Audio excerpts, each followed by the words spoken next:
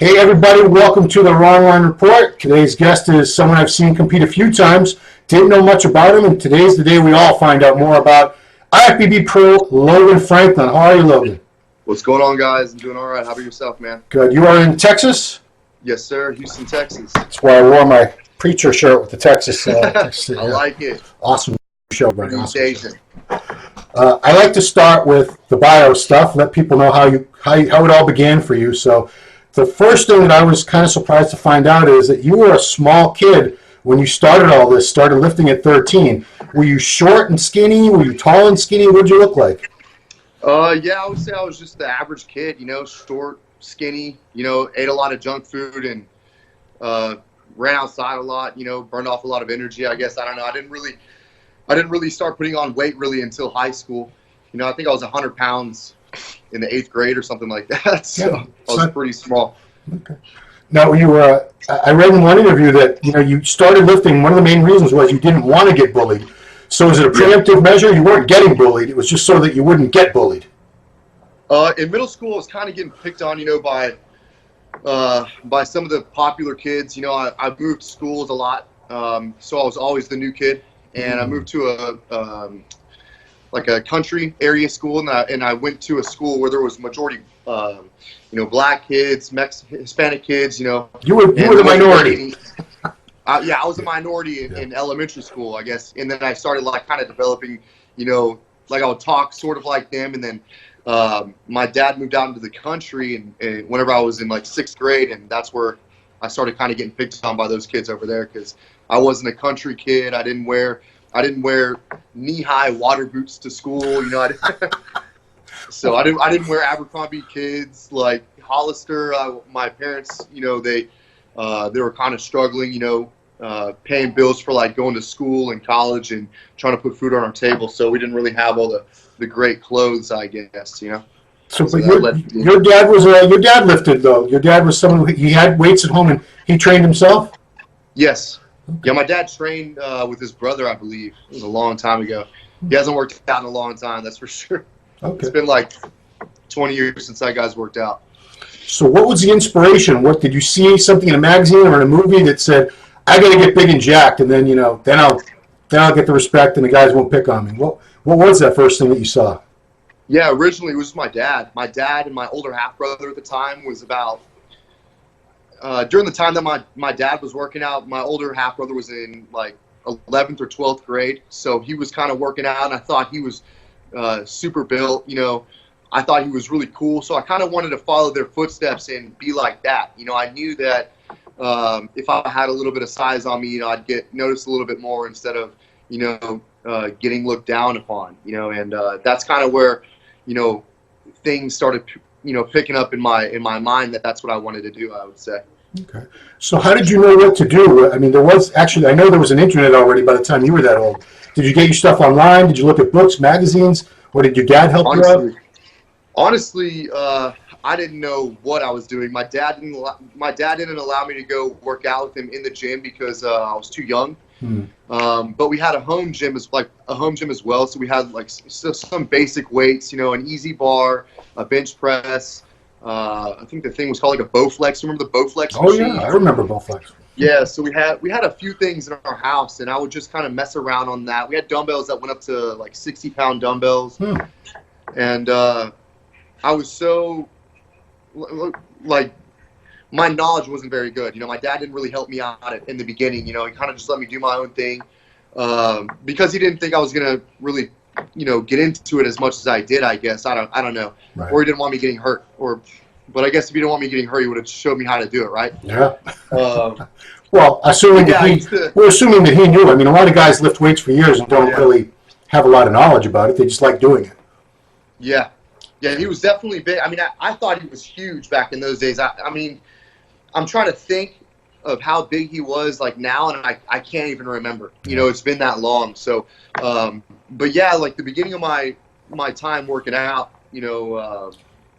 I thought I used to have to take a day off in between every workout. I used to think I would work out a muscle group and then take a day off, and then the next day I'd work out something else. So by the time I got back to an original body part that I'd worked out, it had been 2 weeks. So my progress, my progress was so slow the first few years. On top of that, I was eating really bad. I didn't really start eating healthy wise until, the last year in the military. So until I was about 22.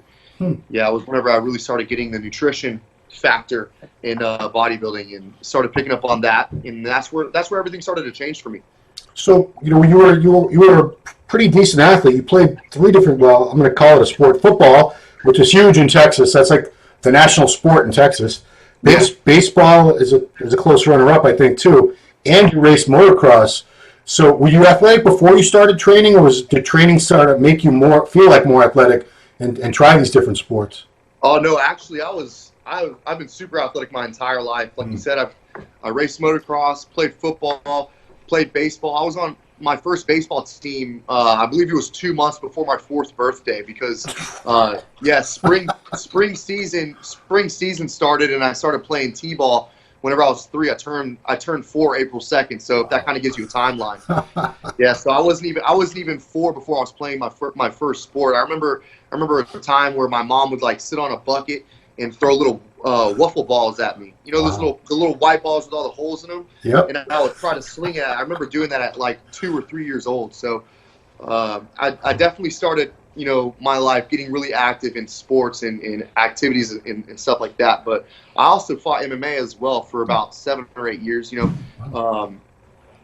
Towards the end of my time playing sports before I started bodybuilding. So out of those 4 things that you did, which one did you do? Were you the best at? Can you hear me? Yeah, I can hear you. Can you hear me okay now? I would say MMA. I would say MMA. What's that? Yeah, so what made you not want, because that's big money and that's big prestige MMA. What made you not want to pursue that further? Whenever I went to Afghanistan, I came back and I had a lot of problems coming back, mentally. It was a really rough transition to come back for me, and it still is today. But at that point in my life, I had to make a decision. I had to make a decision whether I wanted to work out and get bigger, or if I wanted to, pursue fighting. And because you can only do one. In my opinion, you can only do one. You can't chase too many chickens around the house. You know what I'm saying? Chase one chicken. That's what I always thought. And I just liked working out. I really loved it. I really loved MMA as well, but I just felt like I had more potential in bodybuilding at that time. I was 21 years old, and that's really where I started to really get into the gym and hit it consistently every day. Eat a lot more food. At that point, I didn't really know how to eat. I didn't really learn until a couple years after that. But yeah, man, I just made a choice, and this is the choice I made, and it's paid off for me so far. Yeah, I want to back up. I don't want to gloss over your service. First of all, thank you very much for your service to the USA. So 18 years old, this was 2009 when you enlisted. We still had all kinds of troops over in Iraq and Afghanistan.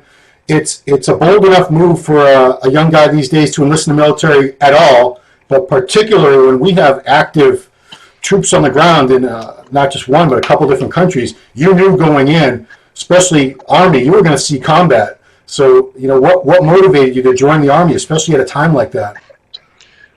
Pretty much every male in my family, even my mom was in the military as well. So I had come from a heavily military family, like background family. Yeah.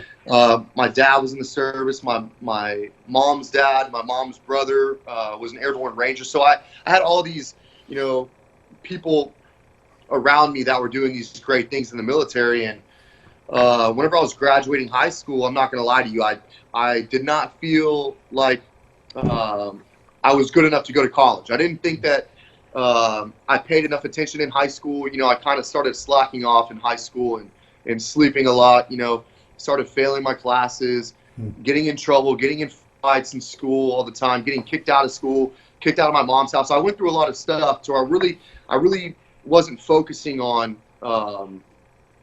school and what was important at that time. So I didn't feel like college was an option for me. I chose the military because, like I said, everyone in my family, it seemed like, was in the military, did something. I watched war movies growing up. I used to play with those little airsoft guns all the time, play paintball guns with my friends. So, you know, I kind of had that, you know, that it makes sense that I joined. You know, looking back, it makes sense that that's where my life, you know, led me at that time. Right. I wanted to be a firefighter out of high school, actually. I wanted to be a Houston firefighter, and I knew that I either needed a 2-year time in service with an honorable discharge, or I needed a 4-year college degree. And like I said, I wasn't going to go to college, so I chose the military. I was like, oh, I wanted to do that anyways. You know, I kind of felt cool. You know, felt cool going into the service, saying I was a soldier, and that's really where my adulthood started. And so I am today. You spent over a year in Afghanistan, which is about as foreign as you can get as an American, as a country, I think. You know, what was it like? As a culture shock? Was the climate very different? Did it take a while to just get accustomed to being in this place? What is it, like 10,000 miles away from home? Man, honestly, I don't know the mileage away from here, but yeah, it's pretty far. It was like a 20-hour total fly time. We took like three or four different planes. Actually almost got sucked out of a C-130 on my way to Afghanistan. Yeah, I don't really tell many people, you know, I don't really talk about much things that, you know, went on, but you can even go on my Facebook and see, I was leaning up against like a side door of a C-1, or I think it was called a C-130. It's the carrier. It's just a big carrier That's jet. the one they call Hercules, that giant cargo jet? Yeah. Yeah. And they put tanks and stuff on there? Yeah, they just carry. They can carry tanks, you know, Humvees, you know, any kind of vehicle, soldiers, equipment, all sorts of stuff they carry on those planes. But yeah, I was leaning against a side door, and whenever we went to descend, you know, coming into Afghanistan, like where we were going to be, you know, at. Yeah. And I guess the door wasn't sealed properly, and it busted sideways, and it almost flew out of the plane. We were up, you know, we were up way high. I would say like 20,000 feet. I mean, I got pictures and everything. And luckily, the door kind of got lodged at an angle, and it was kind of like doing this number, and you know, and right behind that door, there's propellers to the airplane. So you can imagine, like, my thoughts is Final Destination. Like, I grew up watching Final Destination. Remembering the jet getting like, that was part one, the jet. Yeah, the first one.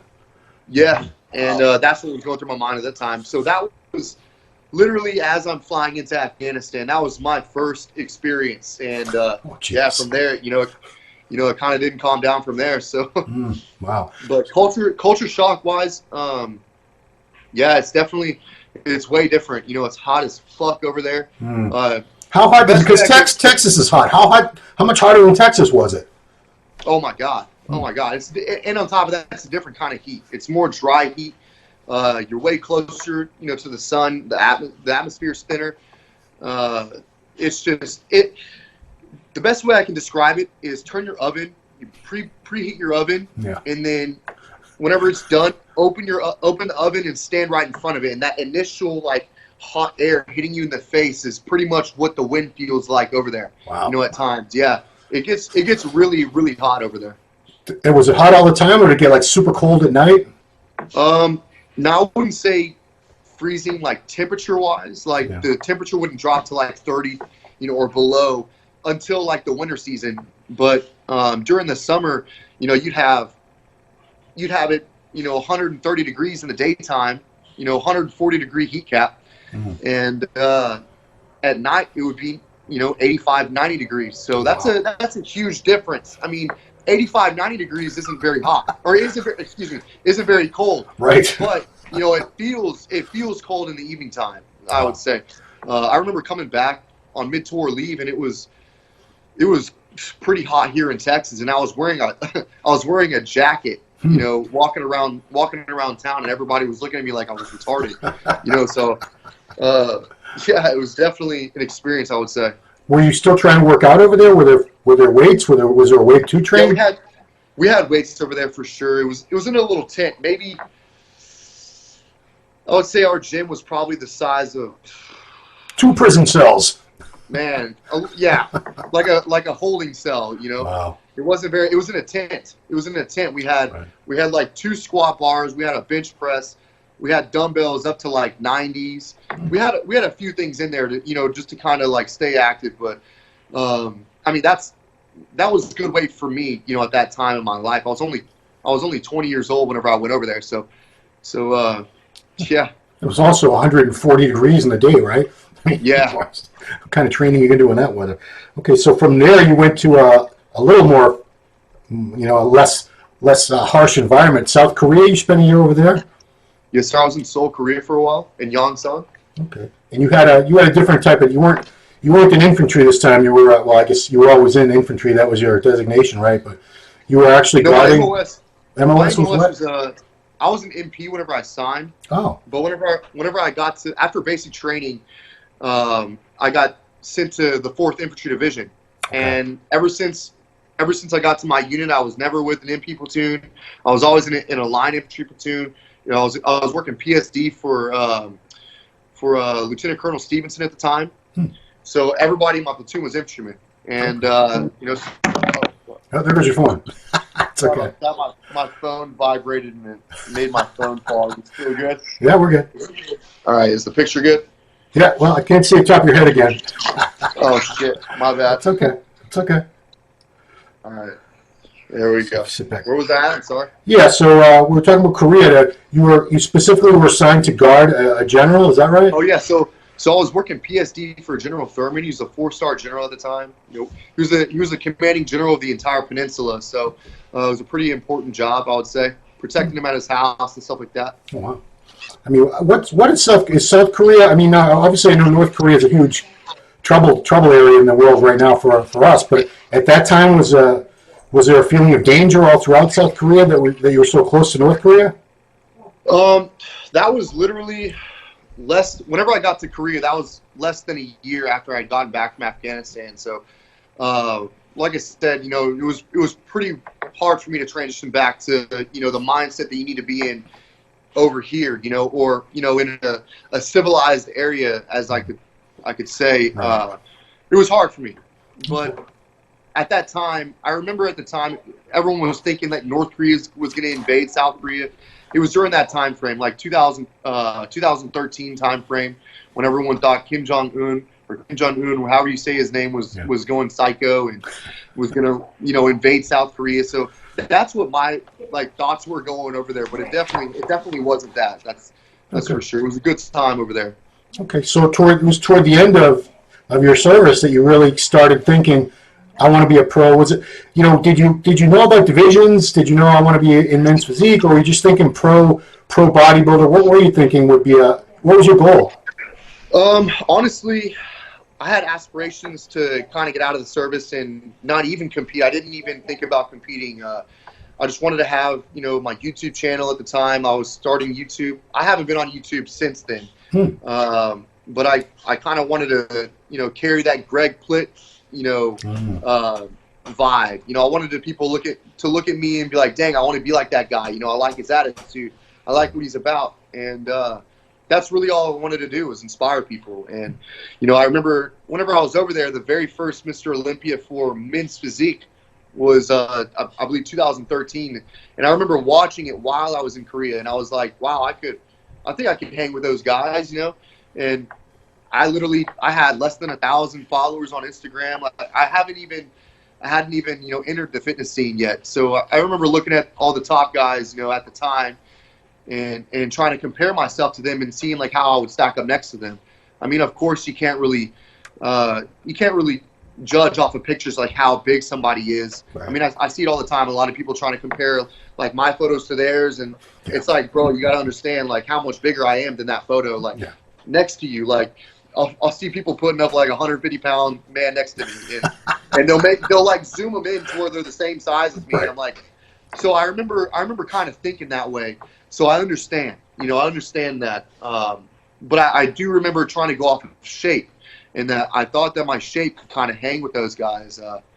So whenever I got out of the military, I contacted a photographer, and we did a photo shoot, and then since then it's kind of history. You know, I did some photo shoots for the first 4 or 5 months after I got out of the military, and I did my very first show in October. It was October 18th. So you only had 4 months out of the military, 4 months from discharge to your first show. Yes. Yeah. Did you have somebody coach you? I mean, how did you even know what the hell to do? Honestly, man, I had nobody coach me for my first show. I was doing all my own dieting from all the photo shoots, everything. I was eating like 0 grams of carbs, like as little grams of carbs as I could. I pretty much Googled what people recommended to do and tried to kind of follow along with that. And I mean, it worked out. I got pretty peeled, you know, for my first show. And then after I won my first show, I hit up my very first coach at the time, Cash Guidry, and we were 4 weeks out from nationals, NPC nationals. Yeah. And I said, hey, man, my name's Logan. I introduced myself. I sent him some of my stage shots. I said, this is what I look like. I said, I want to be a champion one day. And he says, hey, man, I think, you know, he believed in me, and we got right on the ball. I mean, I was already in shape, you know, from the first show, so we kind of just had to bridge the 4 weeks. I was still natural. Yep. Another thing, I went on a 7-day cruise the following week after my very first show. So my very first show was on the 18th. The very next Sunday, my family went on a family cruise for 7 days. I get back the following Sunday, so that's pretty much 2 weeks before nationals. And you had been eating the buffets on the ship? Yeah, I was eating the ice cream cones, the pizza.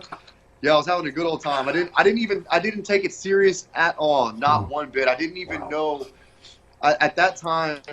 I can honestly say I did not even know where my life was going to lead. I didn't know that, you know, me competing in nationals was going to be a turning point for my career. I couldn't even afford to go to nationals. I mean, I had very little money saved up from the military. You know, we didn't make very much money in the military at all. I was living paycheck to paycheck the entire time that I was in the military. Yeah. And at some times I had zero money. At some times I had like a negative balance in my accounts, just because I was trying to, you know, afford food, you know, afford anything, you know, anything outside of my car payment, my phone bill, insurance, that stuff, you know, took up pretty much my entire paycheck in the military. So yeah, I mean, like I said, I had no money to get there. My mom paid for my flights, my entry fees, and thank God, you know, somebody did that for me, because, you know, if it wasn't for that, I wouldn't be where I'm at today. I mean, what a story, because you go to the nationals and you just say 2 weeks after a cruise where you've been eating all kinds of crap, you just did one show, still really didn't have much of an idea what you're doing, right? Exactly. And, nationals, by the time you got to nationals in 2014, men's physique, I remember the classes were huge.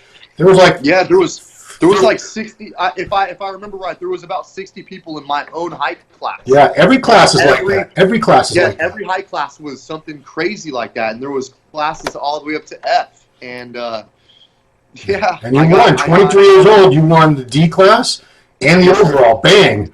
So that must have been just an overwhelming experience, because, you know, there's guys up there who've probably been trying, and you know, they got coaches, and they've been in magazines, and they got 1 million Instagram followers, and you just whipped all their asses.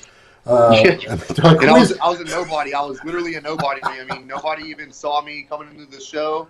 I didn't have an Instagram following, so nobody even knew who I was. I just showed up and you know, did my job. I went in there and I ended up getting the overall win.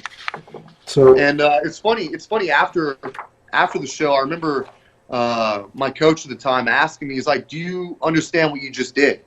And I told him, I said, no, I really didn't. I really didn't understand how big of a deal that was, winning the overall at NPC Nationals. I didn't even realize that NPC Nationals was the biggest national show you can win your pro card at. And like I said, I'm not going to say ignorant, because I'd never been taught anything about the sport. You know, I had no idea, no knowledge about anything. I didn't know anybody in the sport. At the time, I didn't even know who Jeremy Buendia was. Wow. And he had just won the Olympia. Yeah, and he had just won the Olympia for his first Olympia title. So if that goes to tell you, like, I knew nothing. And I was just there. Yeah, I was just there trying to do my thing. So, you jumped right into competing, and you did very, very well. So 2015, you had a couple really great placings. So your pro debut was at a show called the Governor's Cup. You lost the win by 1 point. So second place to I'm sure the guy who beat you had been doing it for a while. Yeah. I don't even know who it was, but third place Dallas show that year, and you also had a couple other shows you did that year. New York Pro in Pittsburgh didn't do as well, but there were circumstances around that, correct? Yes. So after my pro debut, I had a falling out with my coach that I was using at the time. Yeah, it happens. He didn't respond to my text for like 2 or 3 weeks after my show, after my pro debut, and I ran my very first cycle as well. I ran my very first cycle for that show. Knew nothing about steroids, knew nothing about gear. I guess I'm going to be talking openly right now. I don't really care. I appreciate it. Yeah, so I knew nothing. So I rebounded really hard. I didn't realize that I had to take a post-cycle therapy stuff, I didn't realize that I needed to, like, reverse diet kind of, or just continue dieting to stay out of it. I just came out and I just rebounded really bad. And can I ask, did he ever tell you why he stopped responding to you? I do, but I'm just gonna. I don't keep that quiet. Okay. Yeah, no, that's fine. It's a crazy story. Yeah, it is a long time ago. It's in the past. I'm over it. I don't really care. Okay. But yeah, I went into the Pittsburgh Pro and New York Pro looking like I was in the off season, and the only reason why I did that was because after nationals, whenever I was being interviewed by Steve Weinberg, he asked me if I was going to do the New York Pro, and I gave him my word. I gave him my word that I was going to do the New York Pro, and I like to carry myself as a man of my word. That's how I was raised. I say I'm going to do something, I'm going to do it. And I signed his contract, at the same time that I signed my pro debut contract. So all the contracts for the year that I planned on doing for the shows were in. Wow. And there was no way for me to come out. I wasn't going to come out. So I just went into the show, looking like shit. And it was really embarrassing for me, but I did it. I did it because I wanted to be a man of my word. I wanted to show people that I was still going to show up, no matter what. And I don't know. I guess that kind of hurt me. That kind of hurt me, my momentum, because after that, I started getting leapfrogged by guys like Andre Ferguson, Jeremy Potvin, Chase Savoy. Those three guys that I beat the overall for nationals, now they leapfrogged me. And it seems like my entire career since then, I couldn't even catch them. No matter what I did, ever since then, I've never beat those guys again. And it was always confusing for me. I was like, how can I beat these guys in the overall nationals and progress my physique this much? And it seems like they kind of stay the same. And I built this much for my physique, and I never got awarded for it. So I was just like, okay, maybe I need to do something different. Maybe there's something, a different place for my physique, like Classic. And then well, that's where I got stopped, because I really became aware of you. I knew who you were, but the first time I really started paying attention was the Tampa Pro last year, because a few of my buddies said, you got to check out this guy Logan Franklin. He's pretty jacked for a men's physique guy. And when I saw you, I said, isn't he kind of too jacked for men's physique? And you still have the proportions and the shoulder, the width, and the tiny waist and everything. But you look to me like somebody who could jump to Classic, maybe even open bodybuilding one day. But definitely, you didn't seem to really belong. I don't say that as a put down. I mean, you won the show clearly, and it was a good show. Was there 32 guys in there or something? 34? Yeah, it was a pretty stacked class for sure. There was 34, 35 people in that. Yeah, I mean, that was a huge show for men's physique. So when did you first start thinking about Classic? Was it when the division first came around? When it first came around, I had a bunch of people on social media trying to say, "Oh, you'd be perfect for this," and I didn't see it at the time. Back in 2016, I definitely didn't see it at the time. I had wheels, I had legs since then. I've always had a good set of legs, compared to my upper body. I like to think I stayed proportionate throughout my entire career, but I didn't feel like I had enough muscle maturity, enough density, enough development in my back to really make a transition.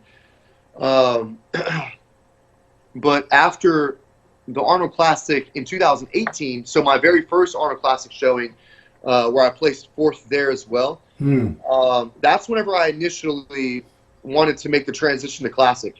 And I made an announcement that I was going to, make the transition to Classic, in 2018. And, towards the end of the year, I was getting ready for my Classic debut. And then I had a bunch of fans, was wanting me to compete in men's physique, one more time. And I even put a poll out. I said, should I do the Mr. Olympia in 2018 in men's physique for one last go round? And, I had like 10,000 people put yeah. And there was like less than 1,000 people put no. Wow. So I was like, shit, I'll give it one more go. I've put on a lot of muscle in certain areas since the Arnold, and went into the Tampa Pro, and that's where you had seen me, you said. Yeah. Won that show, and then went to the Olympia, and yeah, I didn't do so well at the Olympia last year. I don't know why, but you just did pretty well at the Arnold. You got 4th again, right? Just a couple months ago. Yes, sir, 4th. So people would say, you're doing so well in this division. Why would you want to leave? Man, I mean, just like you said a few minutes ago about how I looked at Tampa, how you don't think I belong. Yeah. Like I said, that's been running through my mind for a couple of years now. I mean, I like to pose. I like to hit bodybuilding shots. Like whenever I send my progress pictures into my coach, so he can see my physique, I'm always doing a bodybuilding shot. I'm always doing, a pose that he can actually see my true conditioning. Right. I don't feel that I look my best whenever I'm just standing there. Like I feel that my muscle looks better moving than it does resting. Does that make sense? It does. It does. Yeah, you actually, I got to give credit because this is a Maximum Muscle Report interview where you said all this and you had AJ on there, and it makes perfect sense. And that's I have nothing against any division, but to me, because I grew up when there was only bodybuilding, there was nothing else. Men's physique and bikini, the reason, even figure, there's nothing going on. They're just, you guys just stand there and you turn around. That's it. Yeah. There's no posing. Posing. That's why I was so happy when Classic came out. There's a new division with posing again. That's what physique display is supposed to be, not just standing there like a statue, moving muscles, transitions, poses. And I'm very happy. I think you're going to do very, very well in Classic. Thank you. I really hope so. I mean, I'm definitely praying that I do. I mean, this is definitely a make me or break me moment, I guess you could say. So we're about to find out what I'm all about, and I'm excited to test myself. I'm very competitive. I'm very confident in myself. As confident as I can be, while staying grounded. And I'm just trying not to think about anybody else. I don't care who's doing the shows. I just want to go in there and look my absolute best. I mean, I know that after the Arnold this past year, I did a posing video with Steve Laureus. Right. Saw that. Yeah. And I didn't realize how I looked next to a top guy in Classic. I didn't realize how my shape looked, and so that was definitely thank you to him. I mean, he's a great guy. Steve is a great guy, and definitely humble. I can't be more thankful for that guy for letting me just pose with him. He didn't have to let me do that. Right. I mean, I don't know, but that gave me the vision that I needed. That gave me the look that I needed to see that. Does that make sense? Yeah. And that just pushed me to the edge. Like, I definitely need to be moving to Classic again. And I'm curious. Were you holding yourself back from putting on more size because you knew as a men's physique competitor they would probably score you down if you got any bigger than you already were? Honestly, no. I've the last couple of years, I would say, is really like the last 2 years since the beginning of 2017. I would say is really where I started to pick up, the pace, really get into my stride of actual bodybuilding. Actually feeling every single muscle, having great workouts, every single workout, staying focused, cutting out all the other bullshit out of my head.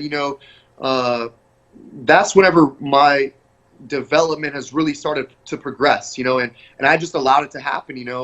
I'm just now getting started, man, and I'm excited. So I'm not holding myself back. I want to stay symmetrical. I don't want to overgrow anything. So I'm just letting my body do its thing, and I'm eating, every meal that I can, and I'm not, like I said, I wasn't holding myself back. Sorry.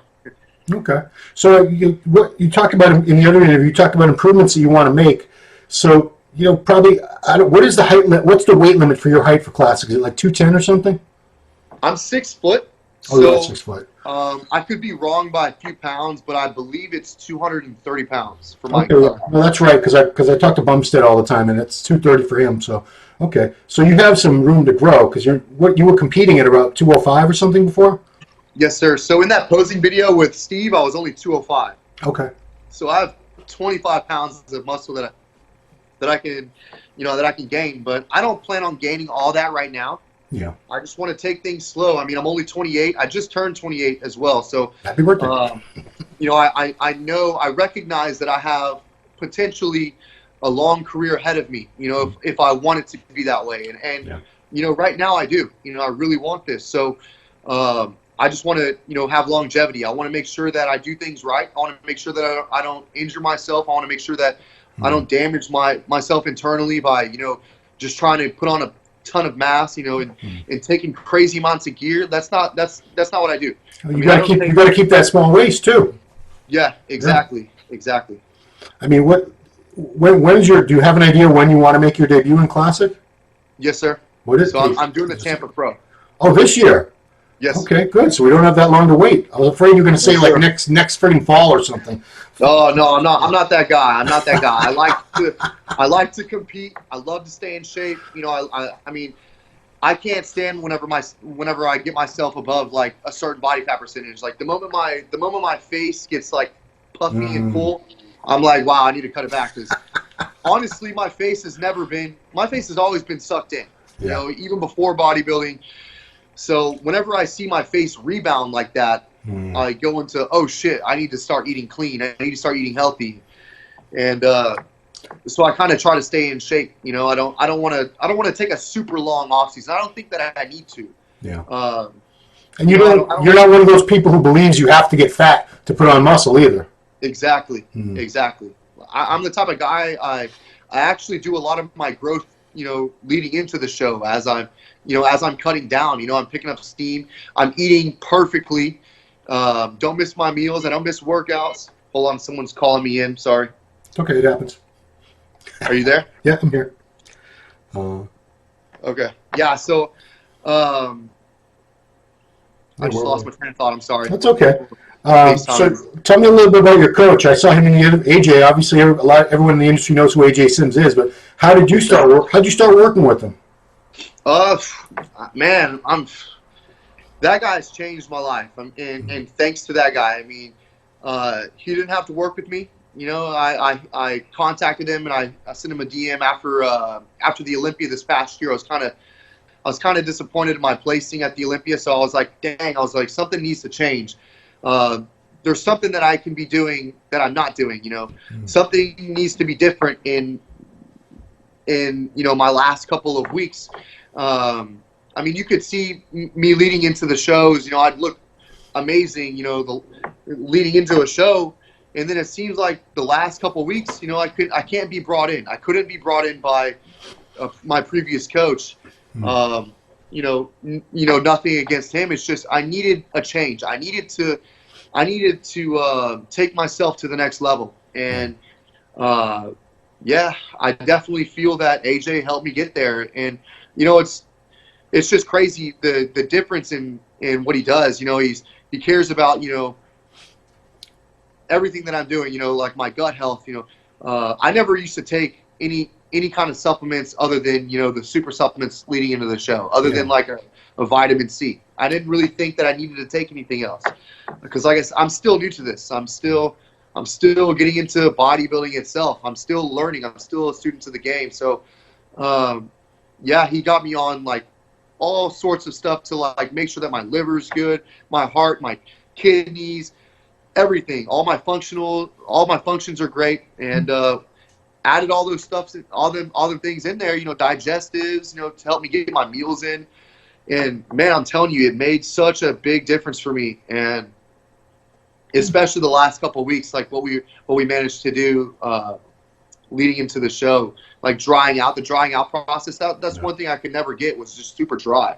I could always get crazy peeled and stay full and hard, but I could never get dry and keep all those other factors in. So AJ and I, we definitely hit the nail on the head, with everything. He calls his company the Cement Factory, right? Yes, sir. So he gets people looking like cement. There you go. So Yeah. your goal obviously would be to win Tampa and qualify for the Olympics like 4 weeks later. Yes, sir. I don't know if I think it's 6. I think it's 6 weeks. So it was either last year, I think the year before, the women's physique winner had won figure the year before. So you might be the next person to win a division one year, come back the next year and win a different division. That'd be pretty crazy. But who are some of the guys that you look up to in Classic that you're looking forward to standing next to on stage? Honestly, any of the top guys in the top 5, top 10. I really want to put myself next to somebody and see what my shape looks like on stage next to theirs. I mean, I know I feel that I have great shots. I feel that I'm going to be pretty dangerous in every mandatory, shot. I mean, I've been looking at myself for a while, seeing these things, but I didn't really have what I said earlier about standing myself next to C. I didn't really have that look. I didn't really get to see myself next to somebody with a classic shape. And now that I saw that, I'm more confident in myself in what I can do. And hopefully everything goes well, and I can be up there next to those guys and see what happens. So what are a couple of the areas that you've been focusing on since the Arnold? Now that you know where you're going, Classic Physique. Definitely my lat width. I mean, I see guys like Chris Bumstead. He's got an insane, front double bicep. His lats from the front look unbelievable. So I just feel that if I can match that, I'm going to be very hard to beat. I mean, I'm pretty good everywhere else. I feel like I have good arms. I have symmetry everywhere, in my opinion. So I just want to get my lats to come out. I want to be wider. I want to have a more V taper. Other than that, just keep doing what I'm doing and staying symmetrical, growing everything together and staying consistent, injury-free. Okay. What do you think about the Classic division? Because it's definitely the fastest growing division. It's getting guys coming from bodybuilding to it. It's getting guys coming from men's physique. It's attracting a lot of the newer competitors that are coming to the sport. Like I go to regional shows sometimes too, and the national shows, and the numbers for Classic are just, every time I go, they're up and up and up. What do you think really appeals to so many people about the Classic Physique division? It's because it's kind of a blend. People are looking at it from the outside in, and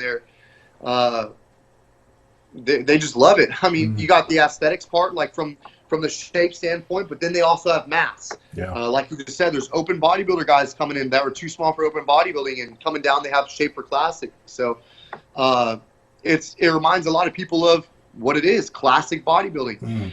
And that's what I'm excited for. I'm excited, to go up there with a small waist and just look crazy. That's whenever I look at a Classic Physique guy posing on stage, even if it's, someone that isn't in the top 10 or top 15, I'm still like, wow, that guy looks insane. So it's definitely a stacked class, and it's gonna be difficult for me to get in there, but I'm excited, man. Yeah. Well, if it was easy, what fun would that be, right? Yeah, exactly. It wouldn't be a sport. Cool. Well, Logan Franklin, 28 years old, just starting out in a new division. You did very well in men's physique. I predict right here and now you're going to do very well in Classic Physique as well. When you're good, you're good. That's just the way it is.